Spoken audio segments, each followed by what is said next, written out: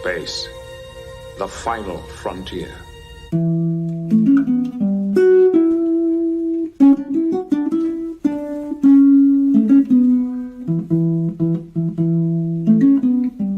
Blue skies smiling at me, nothing but blue skies do I see. Never saw the sun shining so bright, never saw things going so right. Let's see what's out there. Engage.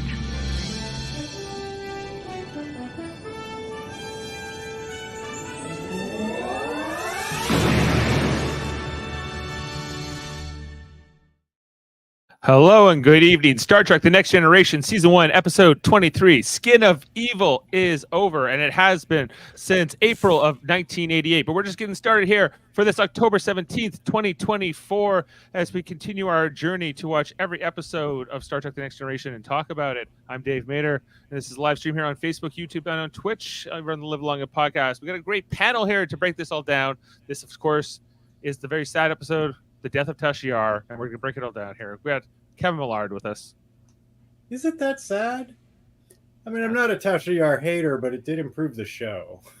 So, you got to make an omelet, got to crack a few eggs, maybe, Kevin said here. But maybe someone with a little bit more sorrow in his heart. I don't know. Is it Davan Skelhorn? Look, you're both right. This episode makes me cry at the end every time, and it feels unearned every single time because I'm like, she didn't do anything. Why am I so sad? But it works. It's more about what she says about the other characters. Yeah, well, don't worry. I've pulled clips here, everybody. We're going to break down this entire episode and work it all out. Of course, Adam Woodward also will be hopefully joining us this evening. He's been all around these parts. He's an explorer, and he's whipping down the 401. He's like, I'm on the road, and he's like, I'm sorry, my life's not normally this busy, but he's been going out there. So hey, hopefully we'll see Adam later on in this podcast in the show. But we had to get the show started here on this Thursday night. It's been a busy week, guys. Coming off Canadian Thanksgiving, with curling games, hockey games, and all kinds of other family affair going on. But I digress. Let's talk about this episode. Of course, in this episode, the Enterprise races to the rescue of Deanna Troi from a crash shuttle who is being held by Armus, an alien life form. And in investigating the crash, Lieutenant Tashiar is killed by Armus. Troi is eventually rescued after Captain Picard distracts the alien. Davin, maybe I'm going to start with you. Just as a episode of television, how do you feel about this one? Oh boy, that's a tougher question than it sounds. See, it's kind of okay.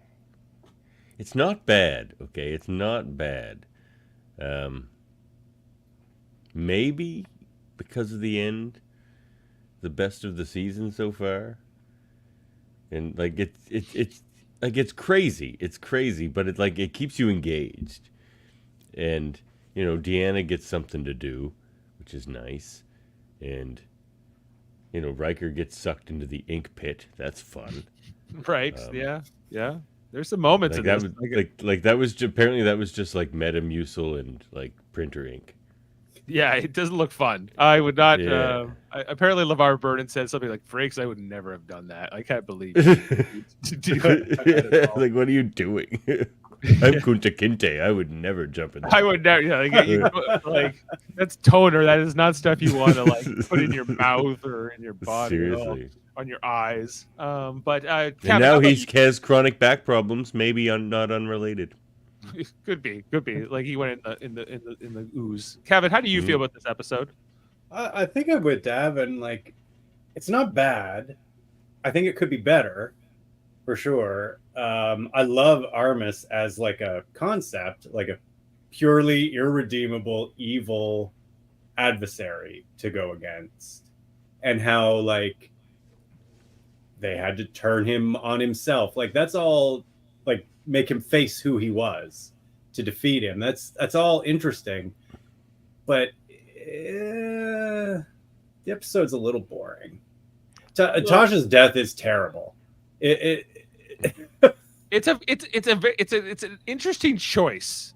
The way she's killed off, how sort of random it is, how anticlimactic. Normally when a character on a television show is killed off, there's some kind of like they're doing it in like they save somebody. The death has meaning. This is a meaningless death, basically. They hang a lantern on that though. Yeah, they do. Like during her speech, so like she's like, "I know I died quick and meaningless on duty." Like she's like. Well, that's like there's some dialogue in yesterday's Enterprise. When we get to that episode, that kind of is set up. The fact that Tasha is killed off here in this first season. There's a whole the behind the scenes of all that with Denise Crosby and why she left the show and who's all the maybe some bad feelings.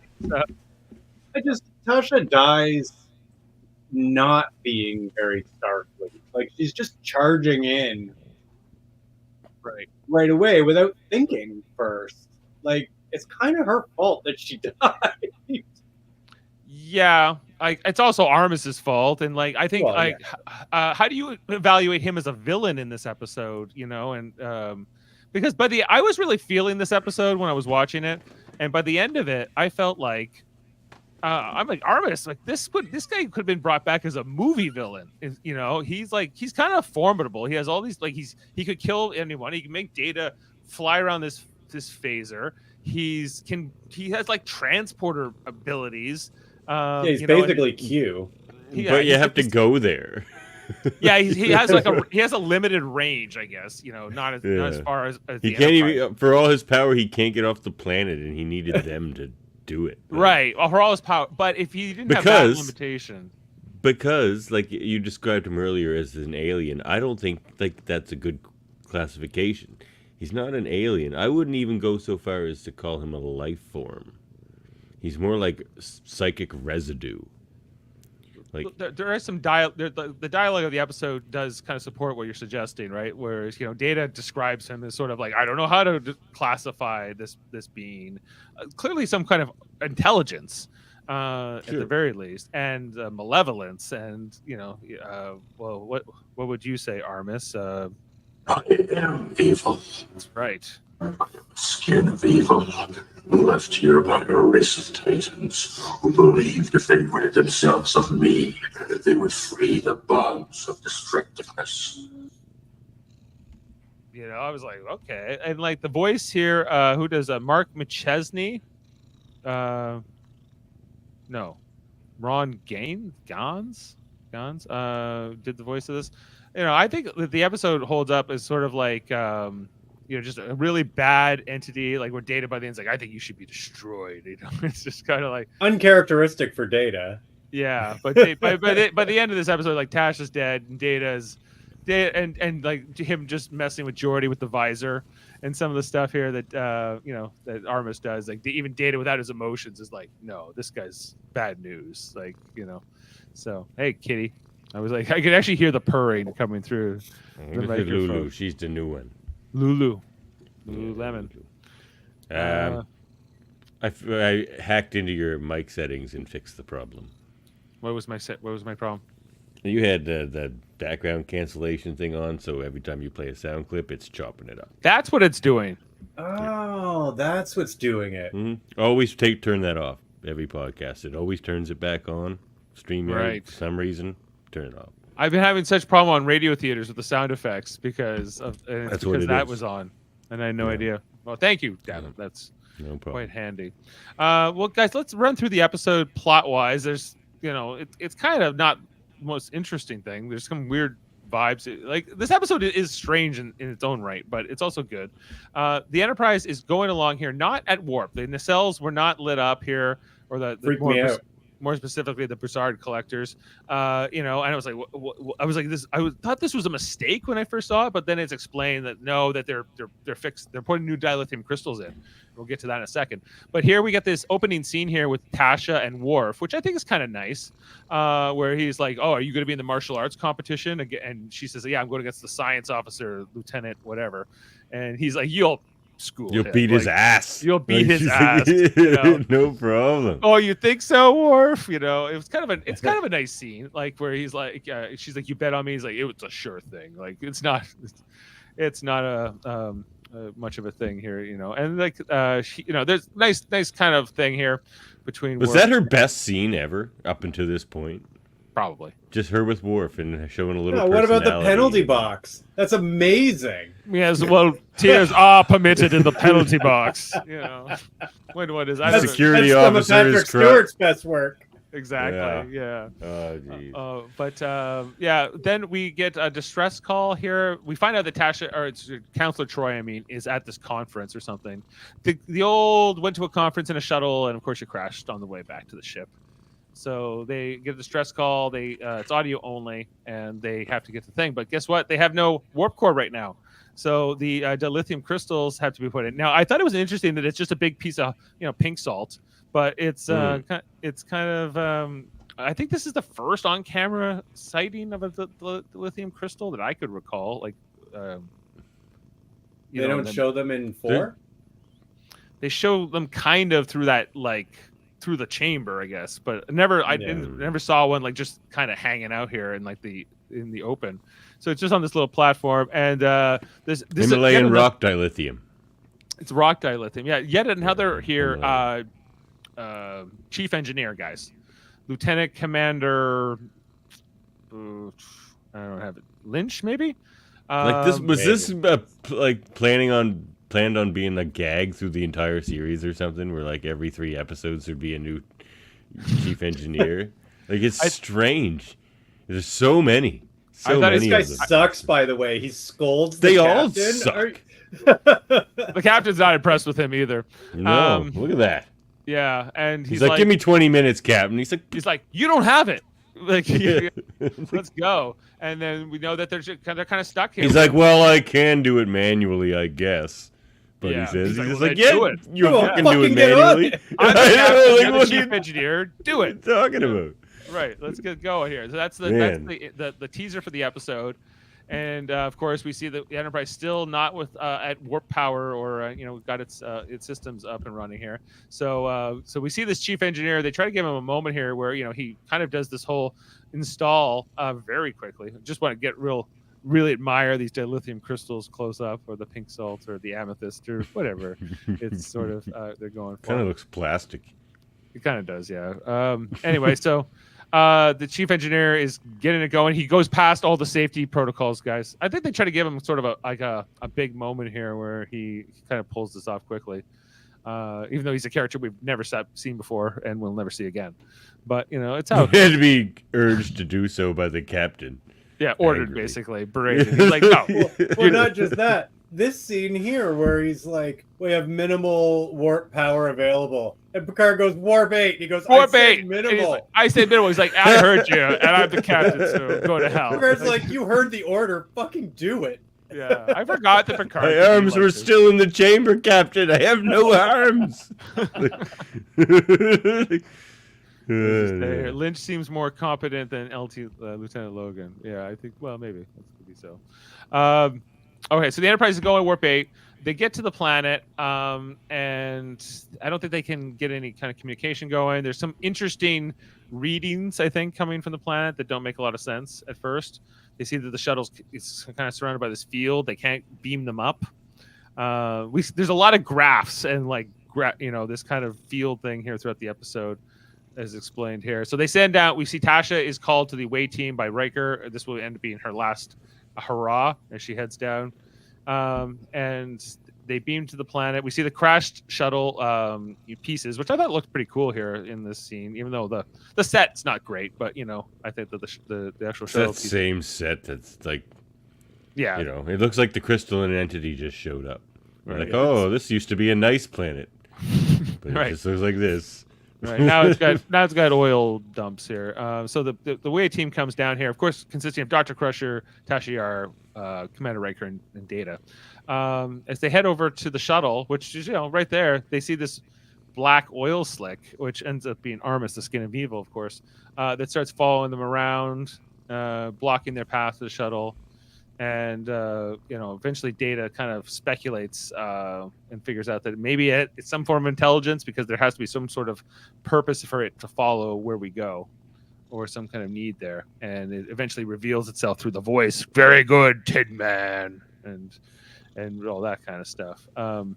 We see like these close-up shots of it, like kind of talking. It's just got this kind of bubbly sort of substance to it. Like it's an interesting choice, throughout the thing of the episode. And we see that Picard hears all of this through the comm, which is kind of going along here. And so it reveals itself as as being sort of humanoid. That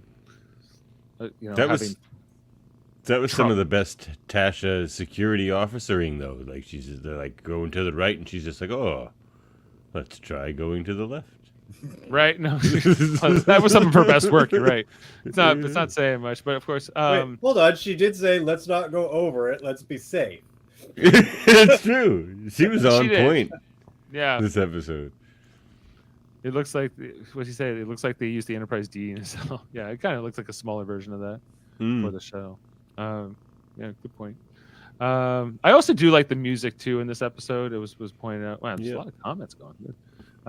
Keep an eye on that, Davan, if you could.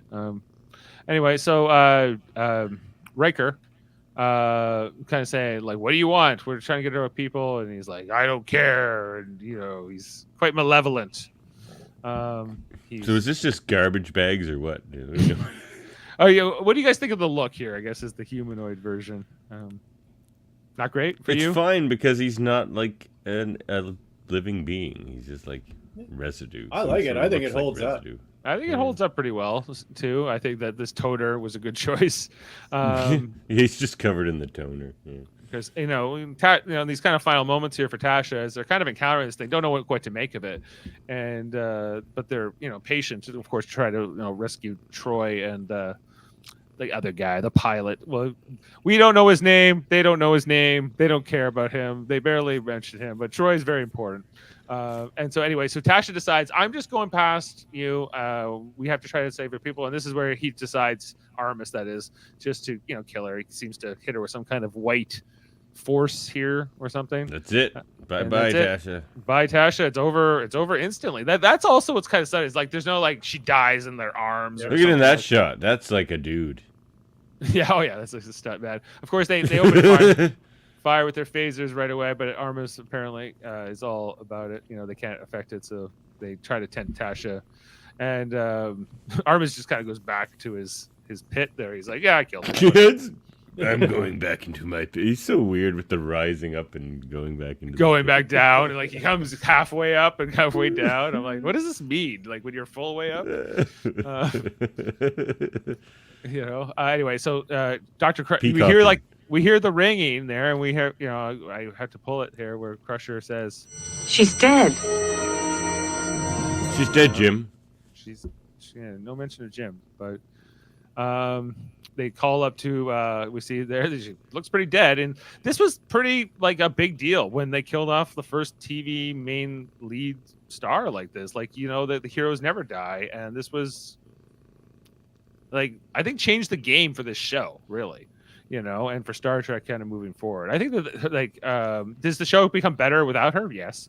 But I think that this is but it was going to anyway, even if she had stayed. Right. Sure.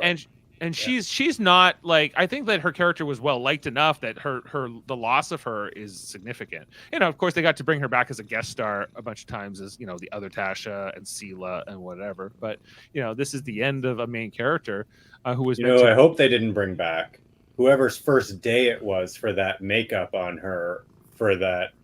That was Michael Westmore himself. Is that meant to be a bruise or something? I don't know. Just wait it's till like you it's Armus. It's like some Armus residue. That's Armus residue? Okay. Yeah, like in your eye. Yeah, but it's bright red. You're being taken over by Armus, you would tell us.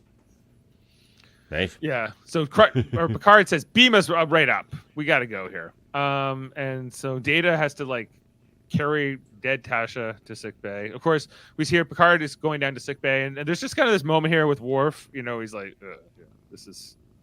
They think they can bring her back. Nope, she's gone. The warrior is dead. She's dead, Jim. She's dead, Jim. Life is, but they have this whole scene here where they try to revive her. You know, they try to bring her back in sickbay. Dr. Crusher working along. They're hopeful. Yes, because she's a main character, you have to try harder. I guess you have to try harder. They require. I don't know. There's like I don't know. Do they really think that this is going to work? Are they really hopeful, or is this sort of just like what for the hell of it? Because like they never tried this for that ensign or that security guard who got killed when the Klingons were there. You know, you didn't see them like, oh my god, they kept bring him back. But we do see briefly that they get Tasha basically on like sort of life support, and her body's alive, but her synaptic brain functions are dying. And so there's all these scenes, the scene here where they keep trying to bring him back. They keep stimulating her. Why wouldn't they be directly to sickbay? Adam, if you're here, just join the show. And stop it with those logical questions in season 1 of TNG, would you? There's not going to be a good answer. There's this young ensign who's working across from Dr. Crusher, who's kind of like always like, really? We're doing another pass here with like another 10 millijoules or whatever it is on the synaptic stimulator. And they do. He's in his car. He's in his car. He's still in his car. Anyway, so I don't know. This goes on for quite a bit here, and then you see the sort of the three main commands of the ship: Picard, Riker, and Data here in sickbay. Are all here waiting to see what happens with Tasha Yar. But of course, she's declared dead, and that is the end of Tasha Yar. I love that. I love that Picard turns around like he's like, "What do you mean you can't fix her?" I thought you were a good doctor. Yeah, right. The engineer already made me wait 20 minutes. What's wrong with this ship? He actually looked shocked. Riker kind of knows. He's like, no, I knew she was dead. And Data seems also kind of surprised by this. And anyway, so that's the end of Tasha. And so there's this sort of thing here where we see that Armis then goes over and envelops the shuttle and sort of creates this little field around it, but we see inside of the shuttle here with the young lieutenant pilot who's covered here. So I guess this is CGI of some kind, right? That was done back then. I don't know. I think it looks okay by today's standards. It's not the best, but but it's still, and then when it actually covers it, it kind of makes we get the Armis and Deanna Troi scene, the first of many scenes actually between them. I thought it was an interesting dynamic, where she's kind of always tapping into his evil, his darkness, and she's like, they hurt you. He seems kind of telepathic. She's kind of telepathic. Oh, we got the Trek reviewer here saying, I think that nurse is the same actor that the stunt double for Shatner in the last few movies. Oh, interesting. Okay. But anyway, what do you guys? Hair. He's got the hair for it. I believe it. Oh yeah, he had the Shatner hair. That guy. What do you guys think of like the Deanna Troi and Armis scenes in the episode? I think they're probably the best scenes in the episode. Yeah, they're pretty good. I would have liked to have had Deanna. One. I would have liked to have had Deanna defeat him instead of Picard. Yeah, I don't. Yeah, it's interesting. It was an interesting choice to give Picard the final hurrah here because it's like he's kind of absent for this first part of the episode largely until and then he kind of like inserts himself. I guess was Tasha. Somebody died under his command, and I think he feels responsible, so he goes a little hands on here. Riker doesn't even. She sort of gives them the way to defeat him, though. Yeah, yeah, she does. So and Picard kind of outsmarts Armis here ultimately with the help of Deanna, but he had to get in there in the first place. He had to be pretty persistent just to negotiate to those terms. So we see here that Picard says, well, we're all grieving for Tasha, but we got to we got to still try to save Troy. We got a lot more going on here. We see here, Worf is immediately anointed as acting chief of security. So that move is made here right away. And they start, Picard starts, proceeding to try to figure out what to do next, right? But there's sort of the shock that has overcome the entire senior staff for the first time, as her death is now just starting to sit in. And I think it's interesting that they do kill her halfway through this episode, and there's all this time for her death. to stew, because like, you know, in a lot of shows they would kill her off at the end of the episode, and Yeah, there would probably be an episode after that where they're dealing with the aftermath. But in this episode, it's different. It all happens within the same, 40-something minutes. I like it. It's different and refreshing, kind of. Brad Barter pointed out that Troy calls Riker Imzadi here, I believe the only second time in the first season. Imzadi, no, stop, yeah, they're hurting him. When that's coming up. Well, Armis is so funny. He's just like, yes, you don't like me hurting him, do you? He's like, no, I find it quite titillating myself. Oh. He's just like, what? Yeah, he's a little mustache twirling villain, but whatever. So, there's this whole part here at the end of the meeting where Riker calls Worf to say, "Okay, we're going back down to the planet to see what we can do," and Worf says, "No, I'm now the chief of security. I'm staying up here. I can actually do more up here." Interesting choice. I thought it was, they're giving Worf sort of like this a lot of agency right off the beginning here. He's like, taking over the role, right? It's like him showing that he can take over Tasha's role. Well, not just that though, but Riker just told him to go, and he said no. He's just like he looks at Picard. He's like, I shouldn't go, right? And Picard's like, yeah, like, all good. But you think like Worf characteristically, I guess, in terms of many other episodes that come later, where he would just be like, no, I want to go down there and kill that thing, and like avenge Tasha, right? That would be more what I would expect from Worf. But this younger Worf is like, no, I'm very happy I have a new job, and so he's kind of like, no, I'm staying, and it's what's going to happen. So anyway. He's a ladder climber. Whatever, I'll take Geordi then, and so Geordi, let's go get killed. Right. Yeah, come down, he'll steal your visor. Okay, so they beam back down. Like this is this is the kind of episode where like I guess that's the Q episode that looks like this exact same planet where like he has to crawl around on the ground looking for the visor. It could have happened in this episode too, for sure. This set, they use this like this is again, it's still that original series kind of esque vibe, and like that's this feels kind of like the more of a 60s version where they just have the same set. They just make the sky do a new color, but it's the same rock sand kind of set, and whatever they thought it was. Why do they keep going to all these desolate rock sand planets? They're rock and sand. They're like there's always enough atmosphere. There's no plants, there's no nothing, but there's always atmosphere. Yeah, exactly. Anyway, so then there's Troy in the shuttle again. Like she's like, the friends are here to see you. Oh, they came back. So weird. Anyway, does that excite you? Yeah. I love Armis. He's pretty There's great. Some of those like eyes he gives off. And we see here Worf working with Wesley Crusher and Picard are figuring out the fluctuations in the energy field that are being done as it's kind of moving off the shuttle and around and getting angry in the different conversations with Deanna Troi that's having about where it gets from. Weaker when it's talking to her. When it's weaker, so comes out here and talking to Riker. We see here Geordi's trying to get a good look with the visor, give a scan. You always try. I'm glad that they stopped doing this with him. Oh yeah, me too. Go look out the window, beam down and look at it. Like, are your visors way better than the sensors we have on this ship? It's almost like and they were better than tricorders. Couldn't they just put that in a tricorder? Right. Geordi could put that in a tricorder. He has the skill to do that. Does he need to like lean down though to the look at it? Like I feel like this is. How do we know he's looking? Otherwise, we can't see his eyes. Maybe he's shifty eyes. It makes him seem human. Right, but I feel like they were like he gets the sore back like the rest of us. People keep writing in, why does that guy have that thing over his eyes? What does it mean? And they're always trying to like show him using it, like it's like this is what you would. I don't know. They should have showed what Armis looked like to his visor. It's just the same black piece of shit. Like, it makes no I wish we had like the visor camera in this episode where Picard's looking at it. He's like, that just looks like a black oil thing. He's like, and Geordi reports that back. It's just a black oil thing, guys. I don't know what you're seeing. Yeah, I want to see that too. There's the pleading here by Crusher. She tries to almost go around Armis at one point and get herself killed, but she gets stopped here. But there is this point where Crusher is allowed to talk to Troy, and they have a conversation that can kind of establish that she's okay.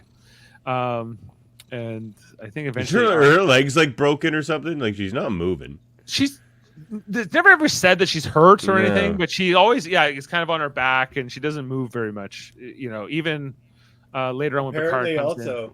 Apparently, also, she didn't check to see if that other guy is alive. Picard. They never when talk he about beats him again. Right. So like I feel like she's like got maybe a broken leg or something, but it's never like Doesn't shown. Armis say he's dead? The other guy at some point. Oh, Armis maybe. says I don't- he says like he's I don't think he knows if he's dead or not, but anyway, I really want to get to the part here where Armis takes Breaker into the pit, but I guess there was all this other conversation here where they want. I guess Armis is this where he's? Oh yeah, this is where he takes out the phasers and the tricorders away. Takes away, of course, Geordi's visor, throws it on the ground, and then Data is like, tell him, Tin Man, tell him where to go to find his visor. Do more of that Armis there, Dav. It was good. Look around on the ground. It makes me excitable. Exactly. Your friend in the shuttle pod does not enjoy your looking for your visor like I do. Right. He's like, why don't you help him? He's like, no, you'll just move it again. He's like, you no longer amuse me. Deanna, your friend is looking for his visor. How do you feel? Amuse me. Yeah. Anyway, so then Armis, like you see how mad Geordi looks after he gets his visor back. I forgot he just did. I was joking. I forgot he actually had to go looking for the visor in this one. It's like every episode he's on this planet, they knock his visor off and he has to go look for it. Right, and they're just messing with him here, just to make this guy more evil. Then comes back here with Troy, and there's this whole other conversation where he gets really angry, right? With her, he eventually then goes after Riker here and pulls Riker into the pit. So this is like, I think, one of the great horror moments of all Star Trek Next Generation. It looks great. It does, where because they actually pull him into a pit of booze. The way he's like holding on, he's trying to hold on to the sand here, and he, that cry. Data, help me! Data does nothing. Data does absolutely nothing. He's like, Data, help me! Data's just like, well, I could. And then But Riker's I could like, also no, just look at you. Don't save me. As Riker gets pulled into the Armis here. As this, what was it? Toner and what? It was Metamucil and Metamucil and water. printer ink. Okay. Yeah. Oh God, he's definitely got all kinds of cancer from that. Like, this is not good. And he's pulled into the pit. They don't know what to do. They don't know if he's alive or not. And I think, is this where Picard decides to go down? Oh yeah, That's we see the best part. Oh yeah, when his face comes out of the like how this is where LeVar Burton said, "There's no way I would do that." Rakes, like, Are they traveling in time? That can't be him though. That's just a fake head right there. Is it not him? No, right there. Come on, he's not gonna let it get in his mouth like that, is he? No, It looks. That's a fake. No, it's not him. It's a fake. Is that? It's a fake. Man, you had that at the ready. Were you? I have it on the hotkey. It's It's one of my many. one of the good ones. Yeah, it's a fake. Anyway, so they were looking at more energy fluctuations back on the Enterprise here. Worf and Wesley Crusher team, interesting team to put together in this episode. As they're looking at, like, when was the energy pit the lowest? When it was angry talking to Troy, basically. He's like, okay, I gotcha. So I need to talk to Troy. Troy's the key. He's like, I can relate to Armis. He's Yeah. Captain. Then yet another conversation here with Troy and Armis where I don't know, he's getting more This angry. is the Imzadi. The Imzadi, yeah, where she's he's being hurt, he's hurting her. I would And this- sacrifice myself for any of them. Then Picard suddenly shows up, and he's like, Ooh, a new arrival. Ooh. he kind of reminds me almost of the clown, from the Evil episode, like the evil clown from the Voyager episode. Fear. Fear, Yeah. yeah, and like that would be quite the team up if those two. Yeah, that would be an awesome team. I mean, they would just like go. Oh, maybe they. I'm evil. I'm fear. I am evil. Yeah. I don't serve evil or fear. I am fear. Oh. are you? So, Picard and Armis have this whole negotiation. Oh, but before that, Data gets controlled here by Armis, where he starts, pointing the phaser at Crusher and and Picard and Geordi and trying to get Crusher to decide who would die. Because she tries to choose herself, and I don't know. There's a lot of evil villain toying going on here. Just to kind of cement bad Armis. Wouldn't have been because we never find out who these people were who like purged themselves of all these bad feelings and created. I know. I want to know if it worked. I want to know if it was like the Vulcans. Wouldn't that be hilarious? Like they were all violent and rage filled, and then they just created Armis and banished it to like some shitty moon. They describe them as a race of titans. Oh, so like giants? Maybe. They say that in this episode. They call them titans. They say a race. He says a race of titans. Yeah, like it's like I don't know what that means. Like it could be more of a metaphor, like that they're kind of like just giants and godlike, even, yeah, or something. So, but yeah, messing like obviously like Armis has a lot of power from somewhere.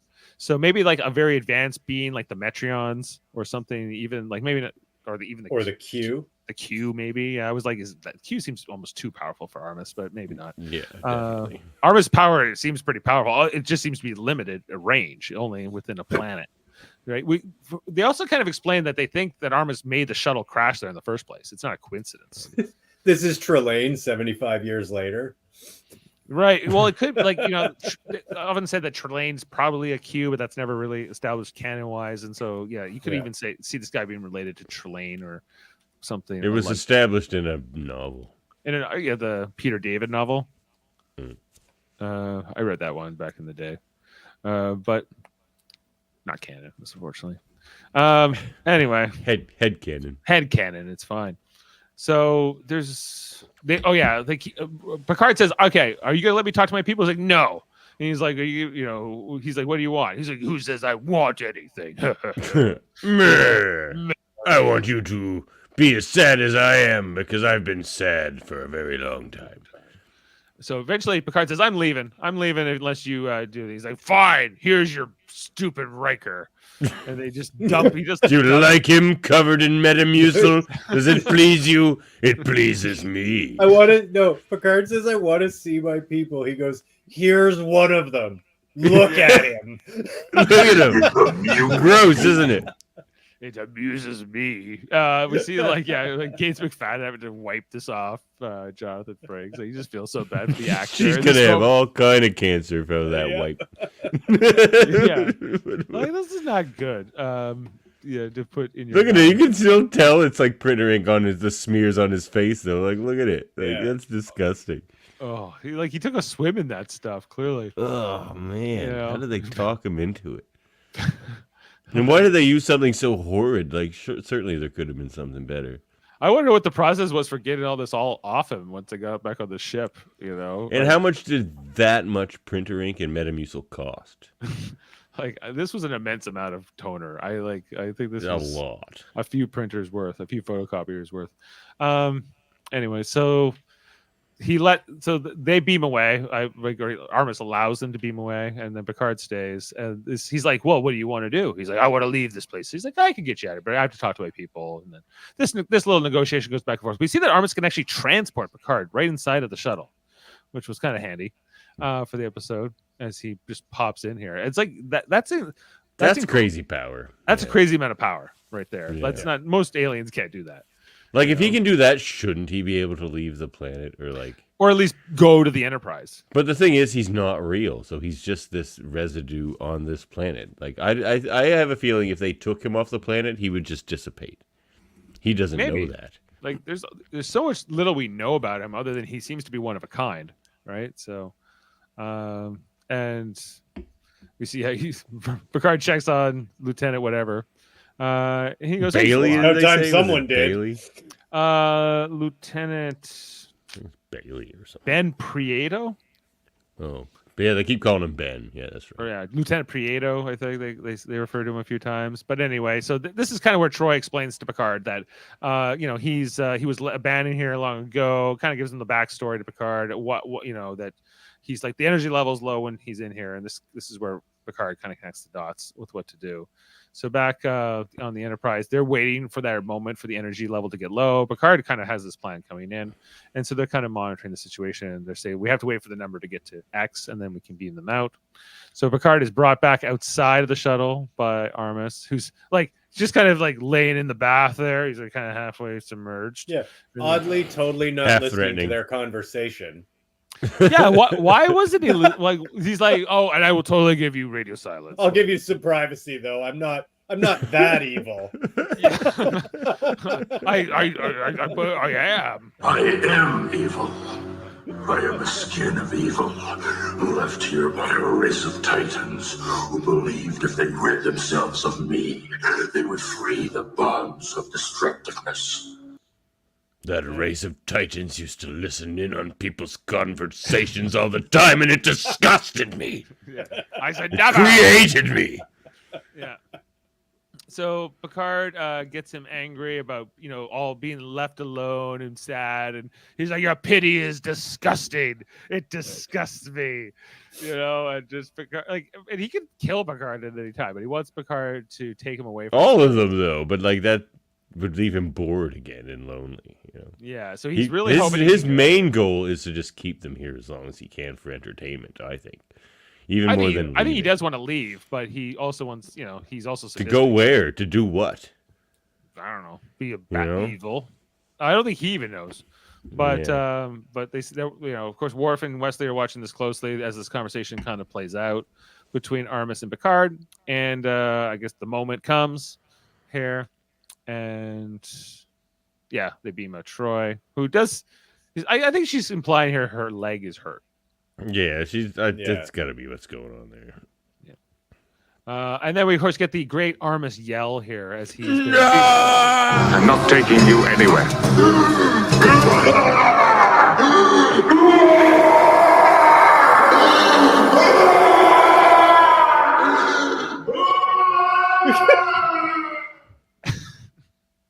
It's great stuff. Good job with the pictures during that, Dave. Yeah, no problem. I synced that up. Anyway, so then we see Picard firing a photon torpedo from orbit on the Enterprise, and blowing it up the shuttle so that Armis wouldn't. He's like, I don't want to let Armis put the shuttle back together and leave. I was like, I don't know if Armis had the means to do that, but who knows? Probably not. But Picard was taking no chances, and he's putting a warning buoy. But he could use it maybe to like draw other people in as well. Could you imagine though if like the skin of evil's there, right? And you come into that star system and like you get a warning. Hello, I'm Captain Picard. This is a warning buoy to tell you that there's an Armis skin of evil on this planet. Don't go near it. There's got to be somebody who's going to try to go near that. Who's just like, as part of this review series, you should count how many warning buoys the Enterprise D leaves out. It's been a lot of warning buoys in this first season alone. There's been a lot. I've declared this planet off limits. So that's how they. People are just gonna start being like, "What?" So like the D is the only one who gets to go anywhere because everywhere they go, they leave these buoys out. They're like, "Yeah, don't go there." Well, even when they got here, what do we know about this planet? It's like we know it exists. That's it. Yep. I guess no one's gonna miss it. So it's whatever. And then we finally, of course, get to our funeral scene here for Tashiara on the holodeck with the Windows XP background. It did it to me again. Cried again. This was ahead of its time. Does it every time? What? Yeah. The holodeck? Well, the Windows XP of it all. It's very pre-Windows XP. Yeah. I feel like they could have just gone outside instead of doing this on some kind of a soundstage. Don't they have? The ship has an arboretum and they never use it. Like, it feels like this would be maybe a place to do it, but no. Let's go to the holodeck. I guess because they need to play this holo recording here, and I think this is like I gotta tell you the scene here. It's great. It's great. Denise Crosby kills it. She does. She's like regretting leaving the show with every line here. But it also gets just like a little send off to each of the characters in this scene. It's the only reason it works. And it really works when she gets to kind of blow them up and say, "You're all the best. You're all going to be like." You're going to be amazing together. How often... Technically, she says Riker's the best. She does. Will Riker, you are the best. You trusted me. You encouraged me, and most of all, you made me laugh. You know, it's a really well written scene. You know, I like just on the practicality. It's like it feels like she just recorded this right. She almost knew she was going to die in this episode or on this day, and she recorded this. It seems very recent because how long she had a relationship with any of these people, but like even Wesley, for example, like less than a year. You know, like I'd say probably closer to 11 months or something like that, you know, so it's not nothing, but it feels like she recorded this like yesterday. And maybe she did, right? But how often do you record such messages? In case I die, here's my little message to all my best friends. You know, well, if you're Chief O'Brien, like every friggin' away mission. But that's only for your family, right? Yeah. And how often would you need to update that one for your family? Yeah, true. That's it. Well, then we have karaoke now. Okay, now I got to do another message. Jeez. You have to do them every so often. I don't think you can let them lapse for years, but you know, do you have to do one on every mission? I think I would. And baby Molly's 14 miles. Oh well, that was an old message. Yeah. There's nothing to indicate it. She'll always be my baby. Yeah. Yeah, so, exactly. We see here she touches on Riker. We already touched on that. Troy, of course. Deanna. Oh. You are capable of so much love. You taught me without ever having to say a word. Are you going to play it? I'm going to cry. Without losing anything. That's what gets me every time. I sent it to Adam Green, my cousin. Whoops. All right, we're getting a different Adam. Well, where's Adam Green? He just ignored us. Well, he might show up now. We'll go. Well, I hope so. See if Adam Green invite. I've never sent him a message before, so we'll see. Is he my cousin too? No, he's my dad's side of the family. Yeah. Okay, so then who she kind of goes through them all, right? Of course. Let's like. There's the one. Did you guys cry, or is it just me? Oh, I was crying. Okay. I got emotional with it. It's the Deanna one too. Like I start to sniffle a little bit, and then when she says the Deanna thing about not losing anything from being feminine, and Deanna shows a lot of emotion, and so does Will. Oh man, then it's full on crying. What she says to Worf. Ah, Worf. We are so much alike, you and I. Both warriors, orphans who found ourselves this family. I hope I met death with my eyes wide open. Pretty good stuff. You see Worf's like, yes, you like, he's like mad respect, Tasha. You know, you feel that. He's like, actually, I was looking very carefully, and that bright light that he hit you with made you close your eyes, and you died with them closed. I am ashamed of you, Tasha. I am ashamed. That's what he really wanted to say. Yeah. Well, to me, the weirdest one is Beverly. Okay. I don't really understand okay, wait, let's have a listen. Beverly, your fierce devotion comes from within. It can't be diminished. From you, I have learned to strive for excellence, no matter what the personal cost. What does she mean by that? The problem is Beverly is a nothing character at this point, and unfortunately for most of the series. So it's like she just has to make something up. And I think it's a way to sort of brush off how, like, they kind of make her over emotional in the first season. I think it's that's the fear. They have her focus on Wesley more than her job in the first season, like more on being a mom than being a character on the show. Her complaint later on, Gates McFadden, is though then after that she never gets to talk to Wesley, and every time Wesley has a problem, she just goes and talks. He goes and talks to one of the male crew members. That's true. Hey, Adam, you looking sharp and dapper. You were already going to look better than us. You didn't have to double up on it. Oh, thanks, Davan. Came to our funeral here, Tasha Yar. Yeah, is that what's happening? Oh, shit, now I feel like an asshole. I need a tie. Yeah, you gotta be all done up. Adam, thanks for joining us. Sorry, we're trying to get all the schedules to work tonight. So thanks, appreciate you coming on here and joining us. And we were just getting to the funeral scene, of course, of Tasha Yar. But since you're coming in here late, maybe we want to just touch on how you feel about the episode overall, and Armis as a villain. And there's a lot of things I guess we can ask you, but just let's maybe start there. Does Armis make you feel titillated and evil? I wanted to amuse him. Yes, it amuses me.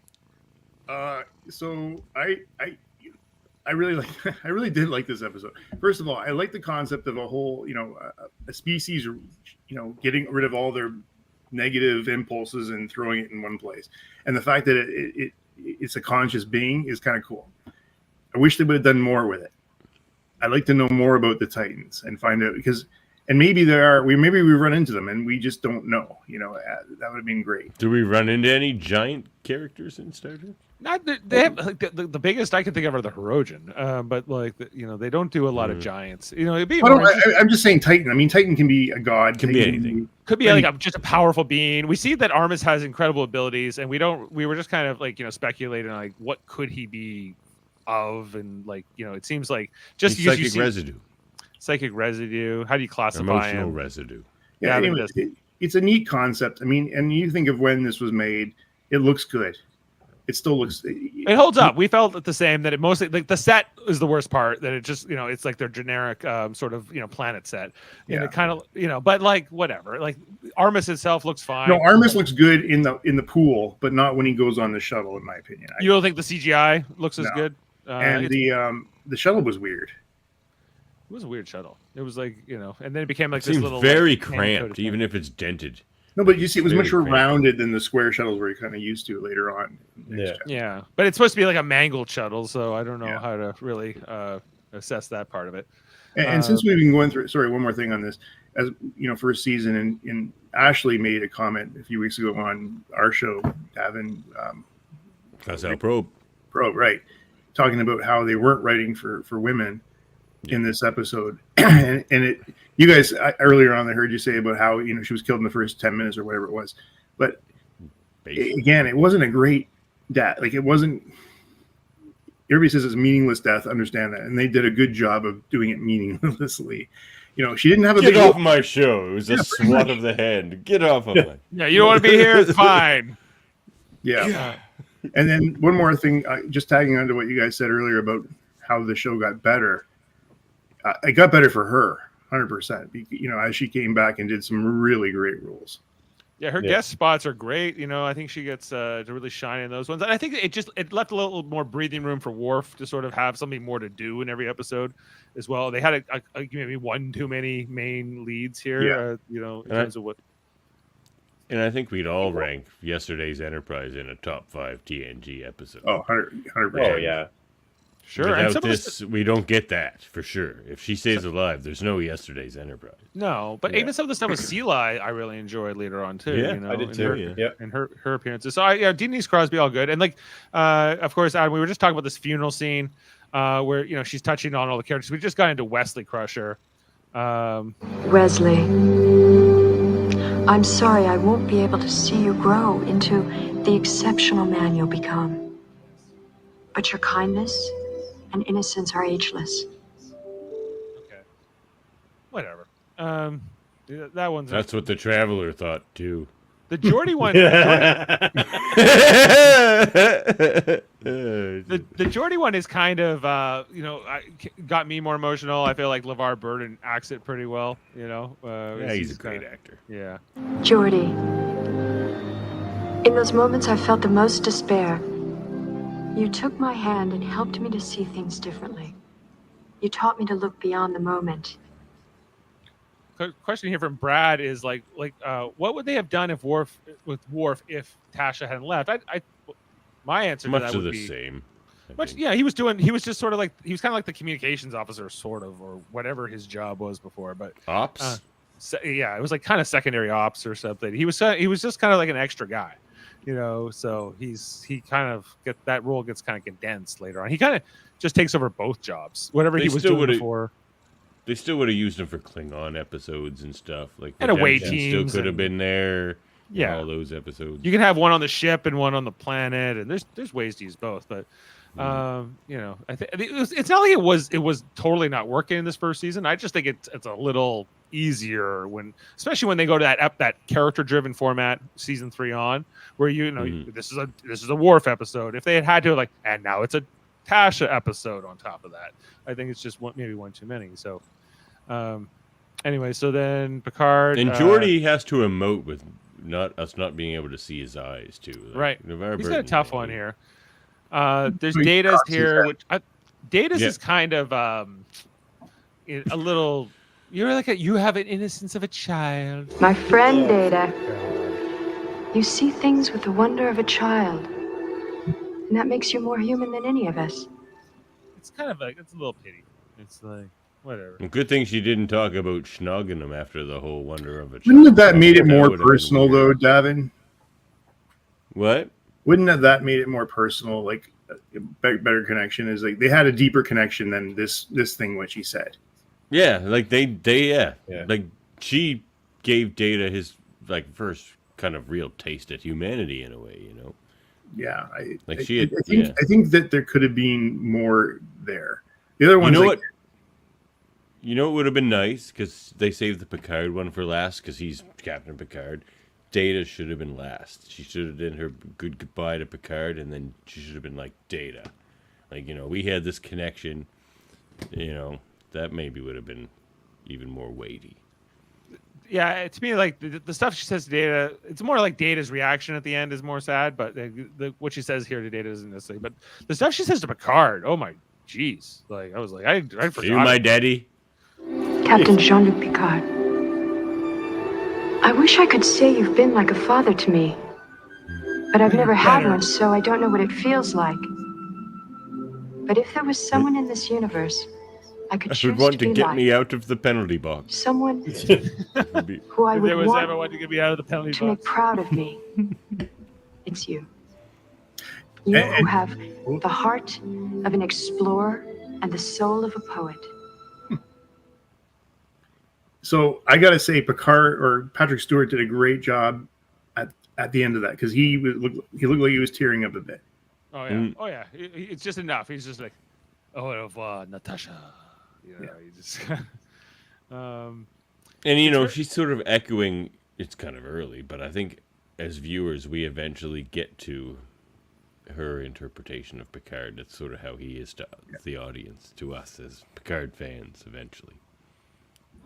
Yeah, like it works really well, and then of course it ends, and then the episode kind of ends like, you know, like everyone kind of goes off here, off the Windows XP. They're moving on. Of course, Data left alone here. That is the Windows XP background, Cloud. So you're not wrong. Yeah, 100%. But the Windows didn't even. Well, was it no? Did they have that? It was, No, was it 1988. 3.1 There was no or whatever Windows. it was. Yeah, No. maybe Windows 3.1. No, I don't think it was out yet. DOS. It was still DOS back then. Still does. Oh, DOS, how I miss thee. No. Picard's, you know, Data goes, oh, I don't think I did it right at the funeral because I'm thinking more about how I'm sad that Natasha's gone. He was like, no, Data, you got it. Way to go here. And he just leaves Data sort of pondering off here into the distance as he's sad about Tasha going. And that's nice though. Like that's why it should have been his final farewell. But you remember the episode where Data I guess that died or something, and they were bringing out his or maybe it was Measure of Man. I'm not sure where it was, but they brought out that little thing of Tasha just standing there.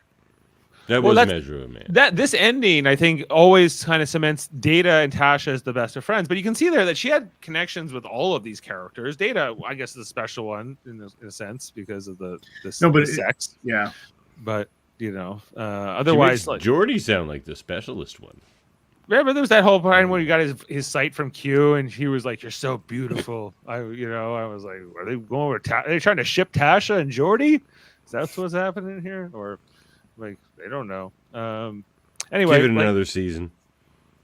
Yeah, like I was left here like feeling like, oh man, Tasha died. That sucks, you know. But on the other hand, I remember when this happened. Like I remember when they announced it on ET. I think John Tesh broke this news that they were killing her You off. learned it from John Tesh. I think John Tesh or Mary Hart. I'm not sure who delivered the report, but it was definitely on ET. I remember finding out about this at the time. It was about 5 and going, what? Before the episode, the spoiler friggin' Like, yeah, we knew it was coming. Like it was not like you didn't know going into that viewing. Well, that ruins the episode. No, they were really trying to get people to watch. Yeah, So they were like, "We're killing people." Yeah, you over think this here. is you think this is soft? No, we're killing characters. No one's safe. This is Game of Thrones before Game of Thrones. Red Wedding, forget about it. You know, and I think the rest of the leads on the show went, oh man, they're gonna kill people off. Like if we don't. Well, because she kind of asked for it too. Let's face it. She did. No, she did. Yeah. Yeah. She did. She apparently didn't like the craft services on set. She had to steal food from Cheers and go over there. Where did everyone else eat? Well, they had apparently some catering, but it wasn't up to Denise Crosby's standards, allegedly. So it was sort of not going so well. Maybe she was vegetarian and they were having more of a deli layout, you know. I think she was also complaining to her agent, like, you know, the show's not taking me anywhere. This is not right for me. I need to go do movies. And you saw that was at there was like this documentary. I can't remember, a few years ago. I can't remember the name of it. It was on Netflix, I think. And it was all about this Paramount executive saying, like, oh, she was going to go be a movie star. Yeah, right. You know, we don't want to be buried in a pet. She was in Sleepwalkers. Cemetery. She was in stuff like I don't. There was a Pet Cemetery. I think Denise Cemetery. Crosby has had a Pet good Cemetery. career, and obviously she came back. It wasn't like that much bad blood because she came back into guest spots. So I think she came back after Gene Roddenberry died. That's Yeah. yeah, but there was that whole story we told the other day about how you know, like Rick Berman just came up to her on the last day and said and ripped her combat. He's such a turd. Nobody likes Rick Berman. He's such a turd. He's really like not friendly with some of the especially the women leads on. No, he's the old school characters. Hollywood, man. Yeah, They're he just- acts like they're he's just very window dressing. very unkind to Terry Farrell as well. Yeah. So Yeah, you know. he's a turd. Adam, do you have any fun facts for us about this episode? Yeah, being late, I will keep it quick. So the original production Where order. did you have time to find these facts? This is amazing. Speed. Okay, the original production order had Skin of Evil preceded Symbiosis. The order was changed because Denise Crosby asked Gene Roddenberry if she could remain on the show for Symbiosis. She had gotten hold of the script and thought it was interesting, so she could ask if her character's death could be delayed one more episode. Did she Which have he any granted. lines? So so she's like, oh, just delay my death, and I want to be in the drug episode. Is that what she was? She wanted to have that heart to heart with Wesley. Yeah, and you'll never have to, you know. So Roddenberry granted a request and had the airing order switched, so there'd be no continuity issues, which explains why she's waving goodbye at the end of Symbiosis, her last filmed episode. Yeah, and then we saw her waving mention that, at the holodeck, or no, the cargo bay rather. It's awkward because like the characters in the foreground are mostly blocking her, so she's sort of like trying to jump into the frame. Denise Crosby has said that if she had more scenes like the one between Yara and Worf at the beginning of the episode, she would have most likely stayed.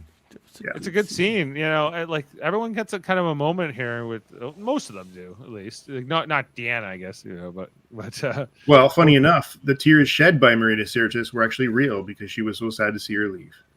Oh, I think she can just turn it on no matter what. Like, I think she can too. Marina Sirtis solid. Just like the sass. That Marina Sirtis can turn on the sass if she wants to. Yeah, you're damn right. Mother?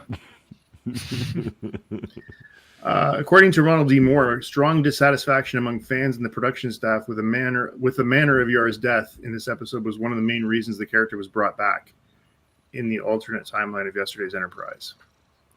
Well, it was kind of unceremonious, I guess. It is. They kill her off, you know, sort of like.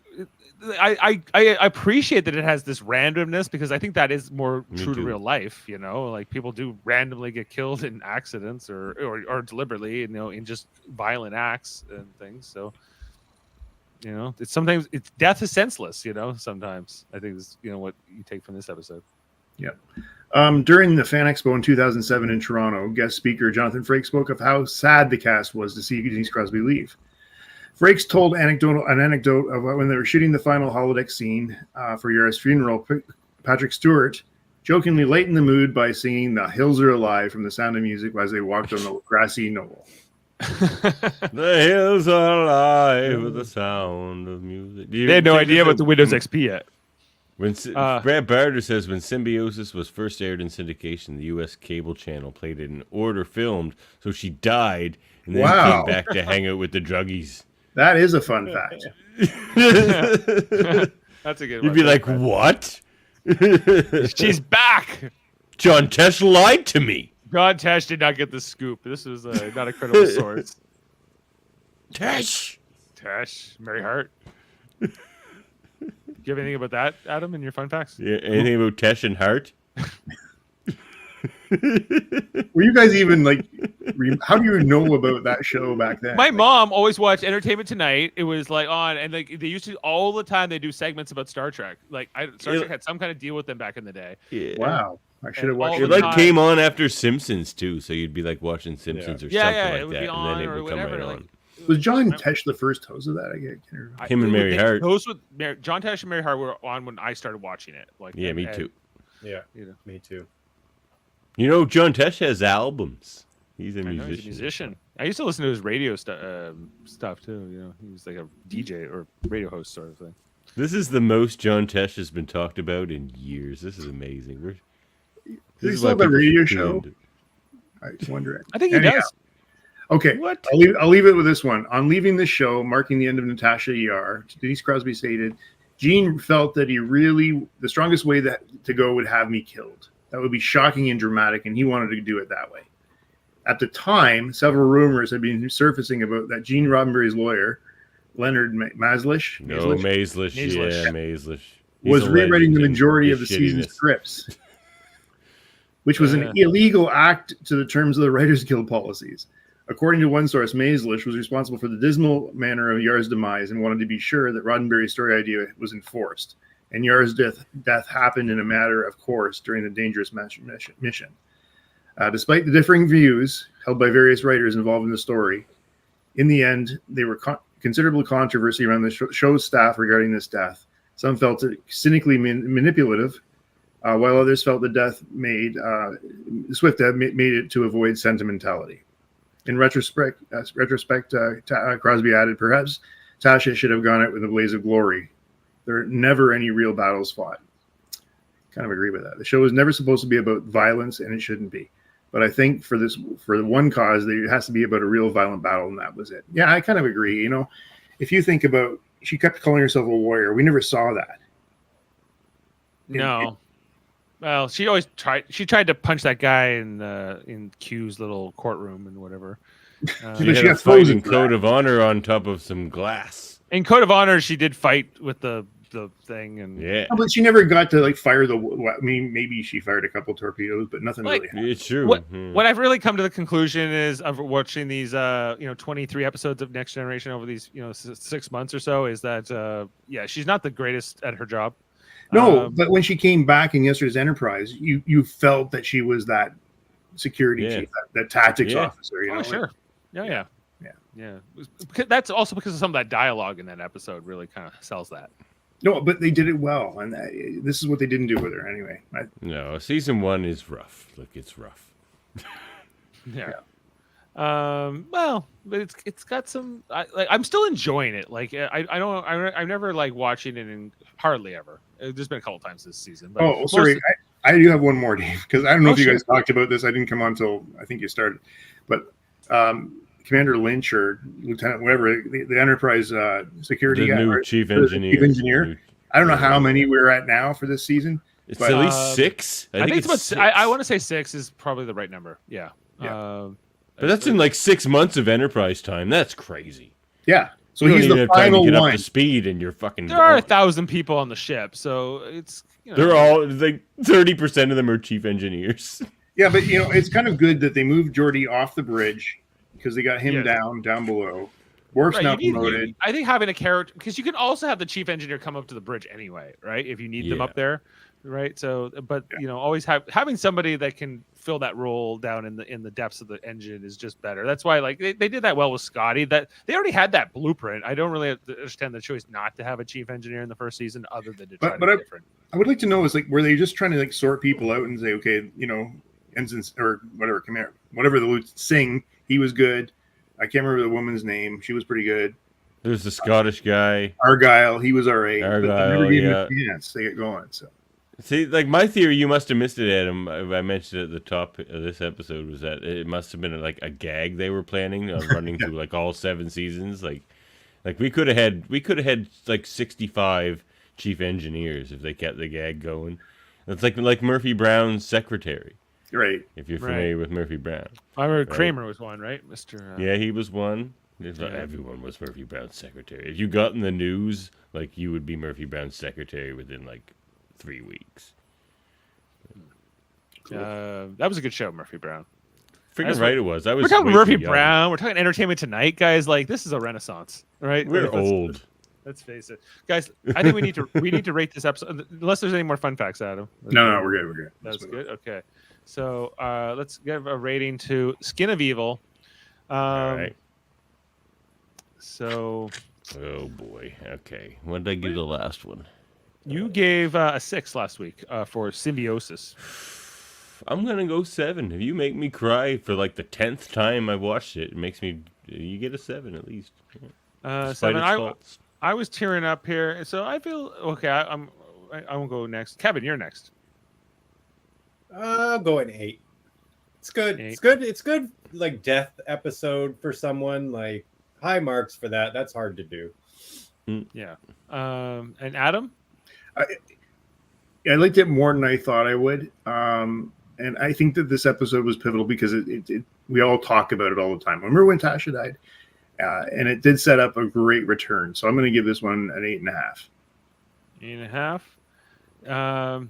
I'm with you. I think I'm also around an 8.5. I think that the episode, you know, I think there's some episodes I like more than this, but I really enjoy this episode. I think it holds up well. And I think it's an important moment in the entire show. So it's, you know, it at least deserves that, if not more. I guess I would want, I don't know if I'd make any changes to it. Maybe it's a 9.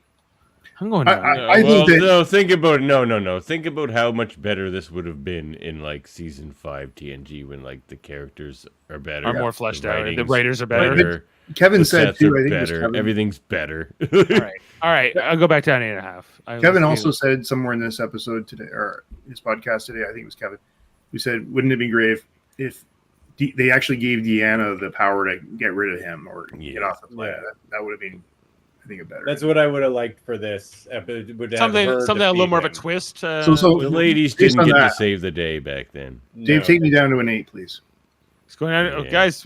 Okay, so we're averaging 7.9 now. In terms of IMDb, this has only a 6.8, so this is kind of a low IMDb considering that this is such a significant episode. So there must be a lot of people that don't like it as well. Well, I think a lot of people probably have a slight against it because of the death of Tasha, regardless of the episode. Not that it's like this super Yeah, but great episode. Tasha was never, sorry, I don't want to extend this episode more than we have to, but she was never a major character. She wasn't like, he could have been a great character, but she wasn't. No, She's if not if IMDb rankings had come out in 1989, it probably would have got like a 9 or something. But like this is people watching it, you know. After Like if the you fact.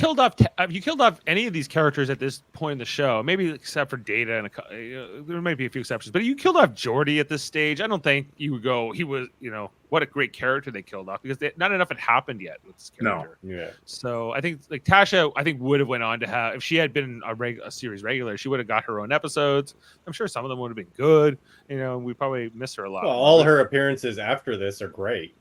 Hmm? Yeah, it's just like the fact that she dies here in season 1. She doesn't even die in a finale or anything. It's just kind of 1 week done, you know, and then you're not. Well, like around the finale of TNG season 1 is the biggest like misfire in like the history of television. I It's like that You have episode. conspiracy. You do. Well, they should have As ended a with season finale. They Like, should have it's- ended. They it's should have awful. ended with conspiracy. But if that episode had come maybe 2 before, I would be fine with it. I think episodically in reruns it works fine. Oh, I would normally like an episode like that, but I find all 3 of those people so annoying. Exactly. It's just we need a low mileage pit whoopee.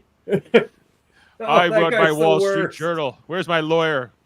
It's just like 80s American television. Everybody either has to be a fucking cowboy or a banker, and like that. Or a mom, I guess. I like that episode. Or a mom. I really like that episode. I like the episode too. Guys. Thank you, Adam. Like but right. anyway, guys, this is the panel for that episode, then, so we can fight about it. Before we get to that episode, next up, guys, we're going to be doing. We'll always have Paris. Episode 24. Looking to do that on Sunday, as I'm trying to get to the end of season 1 before we start Lower Decks, which is starting next Thursday, week tonight. So we will be doing. So if you're watching Lower Decks season 5, we're going to be covering every episode every week, starting next week. That's why. And TNG will be going on hiatus as we kind of get through. We'll always have Paris, then Conspiracy, and the Neutral Zone. So I'm going to have to try to figure that out before a week from now. I got only one Save more. the Neutral Zone for the next season, as it should have been. It's the premiere of season 2. Yeah, Well, maybe exactly. that's an idea. Can rewrite it. I like it. Yeah. We'll make it better. We'll make it might be better. necessity in doing so, but at this rate, as I feel like I'm running out of Just nights. make it season 2, episode 0. Yeah, there you go. It might be the ranking I give it. How fitting. Anyway, so look out for that.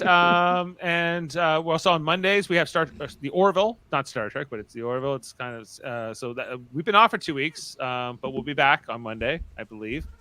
Right, Jody? He's probably listening somewhere. Right? I thought there was a baby. It's the cat. The cat.